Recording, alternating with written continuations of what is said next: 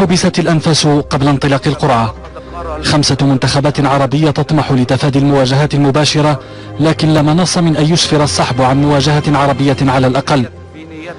كريات القرعة لم تكن رحيمة بالمنتخب الجزائري متصدر التصنيف الإفريقي، فأوقعته في مجموعة حديدية تضم منتخبات مونديالية، أبرزها نيجيريا بطلة إفريقيا عام 2013، والكاميرون الذي يعد من أبرز المنتخبات الإفريقية، بالإضافة إلى منتخب زامبيا المتوج باللقب الإفريقي في نسخة 2012. مهمة صعبة تنتظر الجزائريين لتكرار سيناريو النسختين السابقتين. أما المنتخب التونسي فقد حالفه بعض الحظ عندما حل في المجموعة الأولى، حيث سيكون في مواجهة عربية مع منتخب ليبيا، وتضم المجموعة الأولى فضلا عن تونس وليبيا كلا من الكونغو الديمقراطية وغينيا. المنتخب المغربي الغائب عن المونديال منذ 98 وقع في المجموعة الثالثة إلى جانب منتخبات قوية أبرزها حامل اللقب الإفريقي كوت ديفوار، بالإضافة إلى منتخبي مالي والغابون. القرعة وضعت المنتخب المصري الغائب عن العرس العالمي منذ عام 90 في المجموعة الخامسة، حيث يواجه منتخبا قويا هو الآخر متمثلا في غانا، بالإضافة إلى منتخبي الكونغو وأوغندا. وضمت المجموعة الرابعة منتخبات السنغال وجنوب أفريقيا، بالإضافة إلى بوركينا فاسو والرأس الأخضر. القرعة جاءت نوعا ما قاسية على بعض المنتخبات وجاءت سهلة على منتخبات أخرى. المجموعة الأولى التي تضم المنتخب التونسي إضافة إلى ليبيا، الكونغو الديمقراطية وغينيا. المجموعة الثانية تضم زامبيا، الكاميرون، نيجيريا والجزائر. المجموعة الثالثة تضم الغابون، المغرب، ساحل العاج ومالي. المجموعة الرابعة تضم بوركينا فاسو، السنغال، جزر الرأس الأخضر وجنوب أفريقيا. والمجموعة الأخيرة تضم أوغندا، غانا، الكونغو والمنتخب المصري في هذه المجموعة. محمد، كما تحدثنا هي رحيمة على بعض المنتخبات كالمنتخب التونسي مثلا، صعبة على منتخبات أخرى الجزائر والمغرب، خاصة أن نتحدث أنه فقط متصدر المجموعة هو من سيتأهل. بالتأكيد أعتقد المجموعات خصوصا مجموعة المنتخب الجزائري هي مجموعة الموت. بقية المجموعات متوازنة ومتقاربة إلى حد كبير.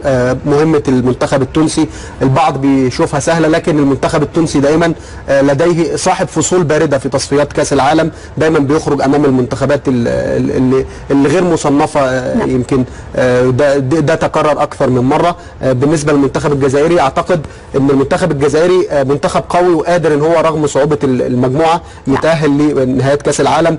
الكاميرون ونيجيريا وزامبيا فرق كبيرة، لكن ليسوا بنفس القوة. شفنا حتى نيجيريا في مجموعة مصر قدر المنتخب المصري يتفوق عليها ويتصدر المجموعة ويتأهل للأدوار النهائية. لو تحدثنا عن المنتخب المصري، عودة لمواجهة غانا مرة أخرى، وسيناريو الستة يلقي بظلاله.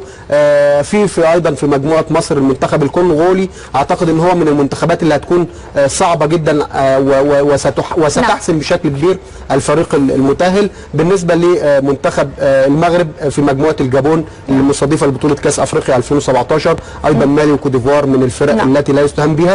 أخيرا تونس فرصتها مع ليبيا وغينيا وجمهورية الكونغو تبدو هي الأسهل، لكن في النهاية نتمنى إن شاء الله نشوف أكثر من منتخب عربي ولا يتكرر سيناريو المونديال الأخير بوجود الجزائر فقط.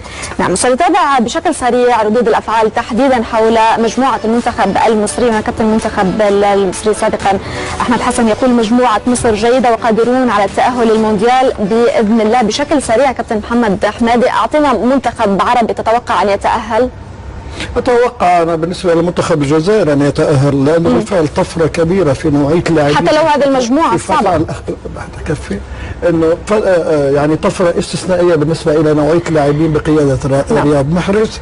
الكاميرون لم تعد الكاميرون التي نعهدها، ونيجيريا لم تعد نيجيريا التي نعهدها.